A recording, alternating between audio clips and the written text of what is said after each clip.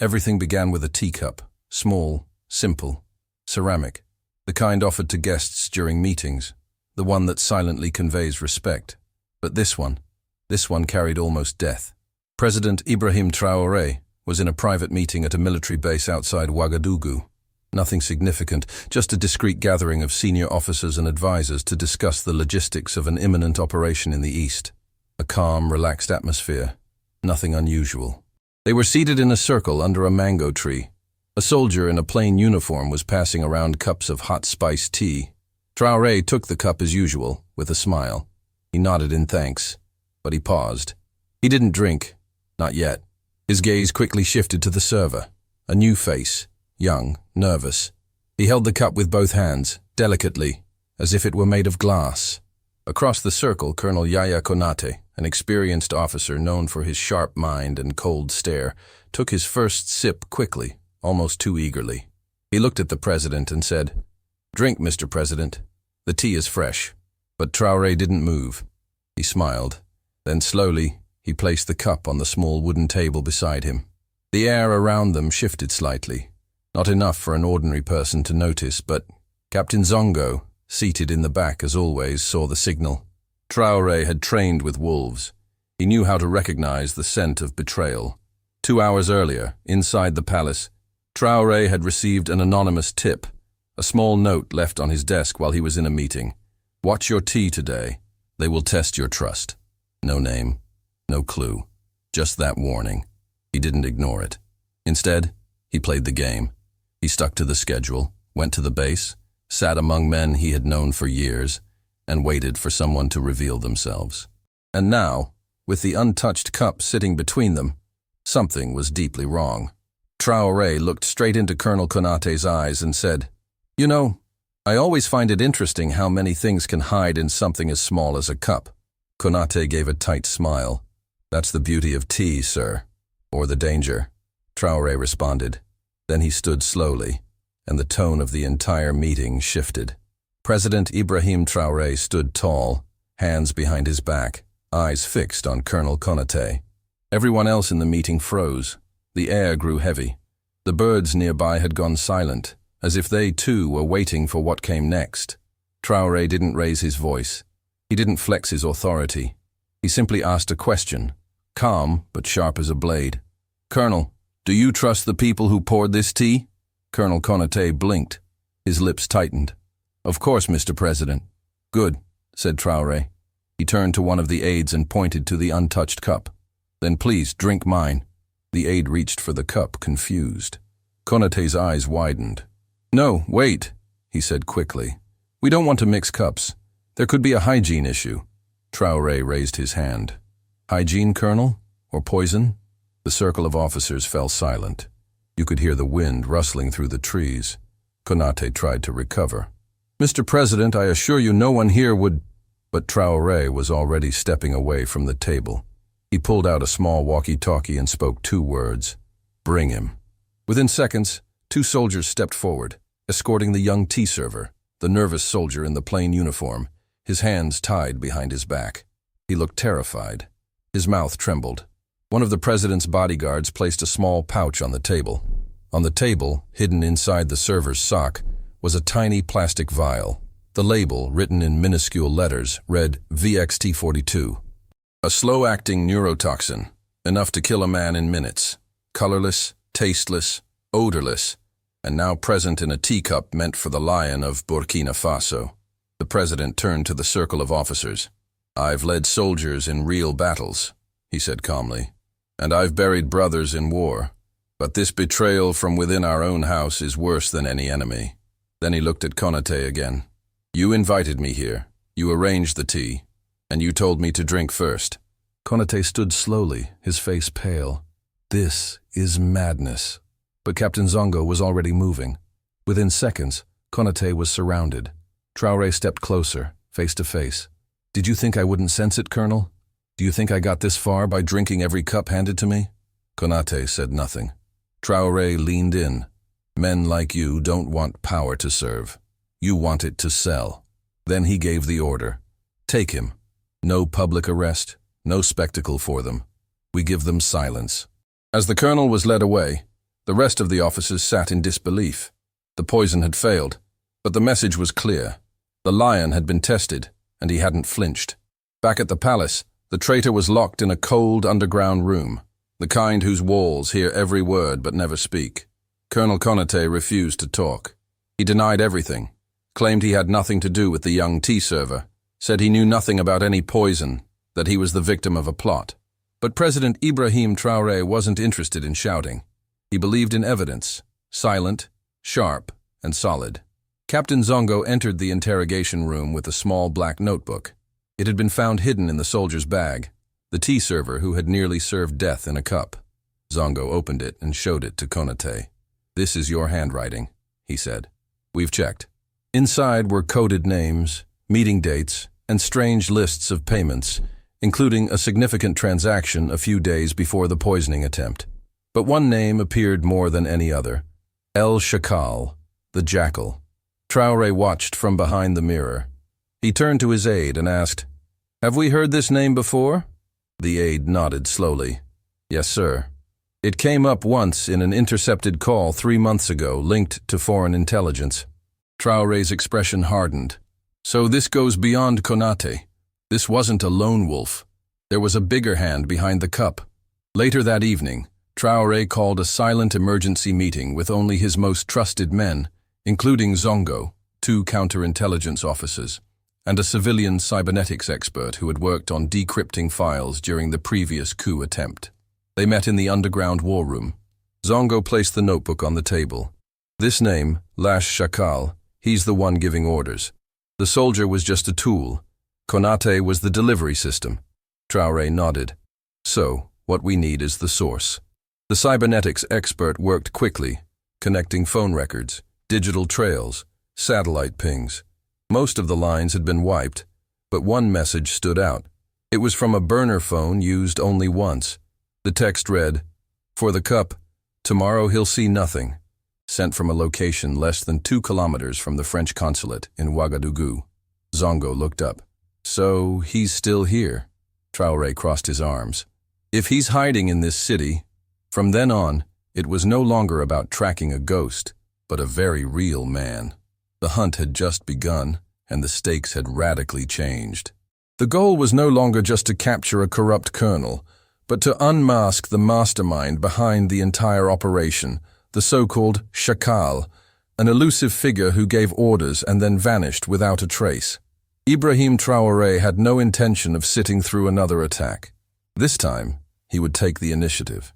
The cybercrime expert managed to trace the last signal from the burner phone to a luxury building in Ouaga 2000, an upscale and quiet neighborhood favored by diplomats, foreign businessmen, and employees of international humanitarian organizations. The absence of cameras in the building's hallways was, at the very least, suspicious. "Whoever this jackal is," Zongo remarked, "he's got protection and knows exactly how to stay hidden." Traoré, leaning over the table in the crisis room, said, "Then we won't hunt him like soldiers. We'll flush him out like a thief." He approved a discreet plan, dubbed Operation Glass Eye. No uniforms, no sirens, no announcements. Just shadows, watching other shadows. Agents were positioned around the building, disguised as maintenance workers, fruit vendors, deliverymen. One soldier, posing as a repairman, even managed to enter the building to install tiny cameras in hallway corners and ventilation ducts. After 3 days, they spotted him. A tall man, pale, with an angular jaw and dark sunglasses. Polished, calm, always wearing a hat. He didn't match any official embassy staff. Yet he had a key to apartment 3B, the address tied to the phone signal.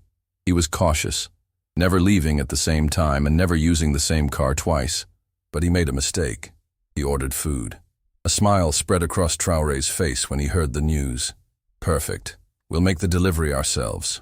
That night, Zongo, disguised as a deliveryman, showed up at the door, a bag of food in one hand and a tiny listening device in the other. When the door opened, the man stared at him intensely, with a cold, piercing gaze. He said nothing, paid in cash, took the food, and closed the door. But it was enough. The device had recorded everything: his voice, his movements, even his gait. Back in the crisis room, the voice was analyzed by software. A match came up. Alexandre Morel, a French intelligence officer linked to activities in West Africa.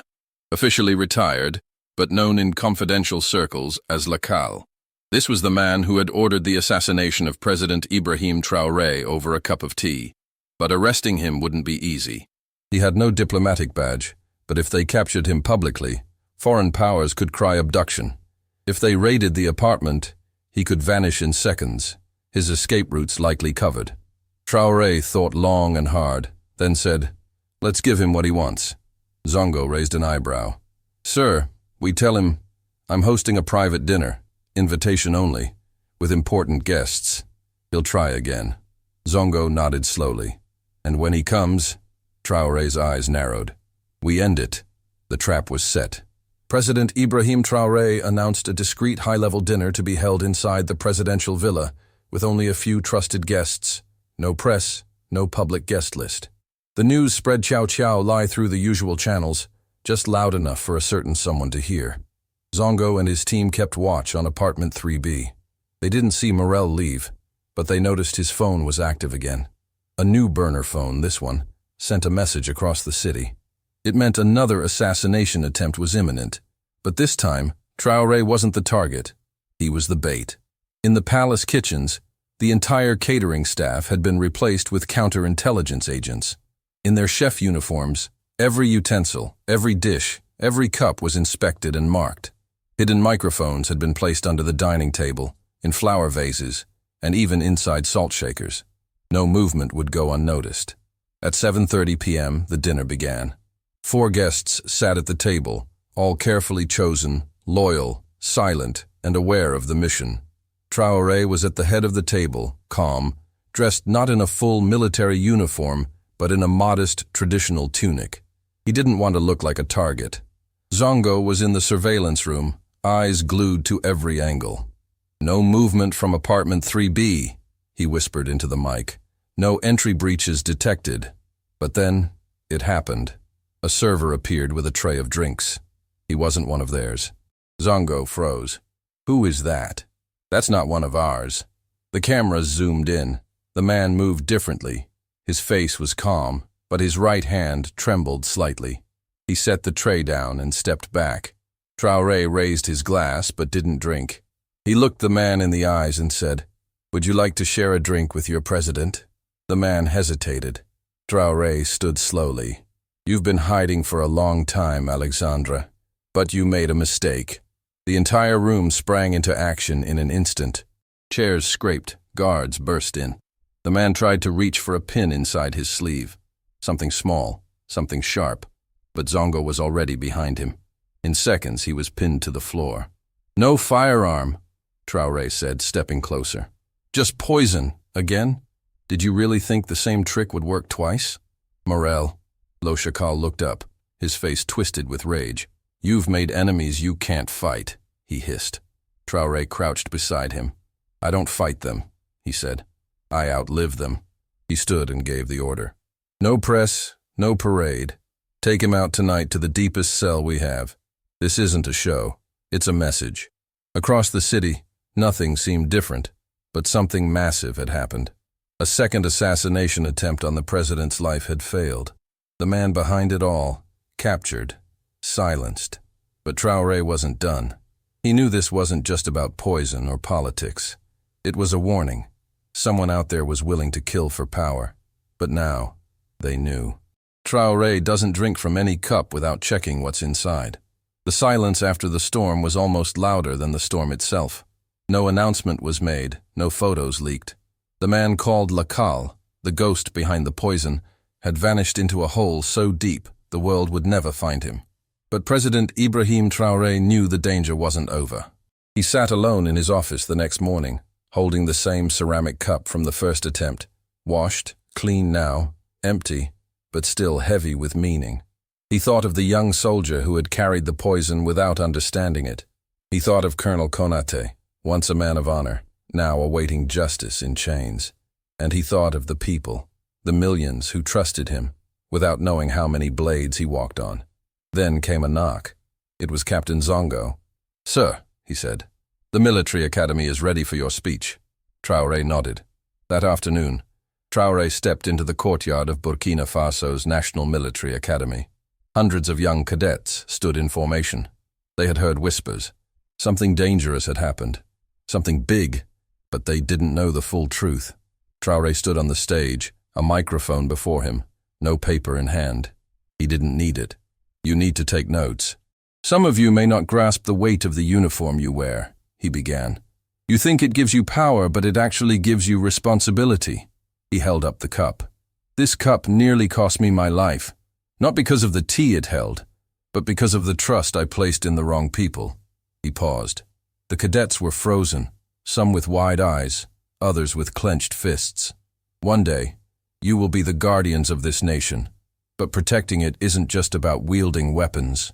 It's about honor, knowing when to speak and when to refuse, even when money is offered, even when pressure comes from abroad. He scanned the sea of young faces. I didn't survive because of my cleverness, but because I never forgot a fundamental truth. A nation's strength is only as great as the loyalty of its humblest guardian. He turned to Zongo and raised the cup toward him. This is no longer a symbol of death, but now a symbol of survival. He placed it on a stone pedestal beside the Academy's flag. Let it remind you, he said, that even the smallest object can carry betrayal or courage. Choose what you will carry. The cadets saluted, some wiping tears. That evening, Traoré sat quietly on the palace roof, watching the sunset flood the sky with bloody colors. He knew this wouldn't be the last attempt. There would be other attacks, other jackals, other poisons, but each time they would find the lion waiting. Not because he wanted war, but because he was ready to die standing rather than live on his knees. And so, the cup remained, not in a museum, not in his home, but in the hands of the next generation, a symbol of vigilance, survival, and one man's refusal to be broken.